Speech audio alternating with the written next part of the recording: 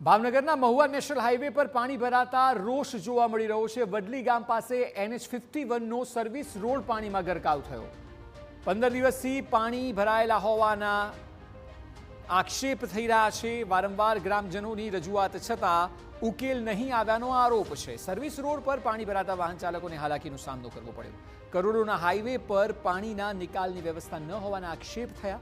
તાત્કાલિક પાણી નિકાલની વ્યવસ્થા થાય તેવી માંગ કરાઈ। નેશનલ હાઈવે 51ના વડલી ગામ પાસેના સર્વિસ રોડ પર છેલ્લા 15 દિવસથી વરસાદી પાણી ભરાયાના આક્ષેપ ઉઠ્યા છે।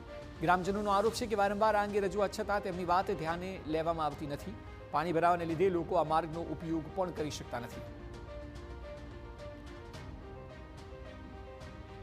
15 દિવસથી પાણી ભરાયેલું છે।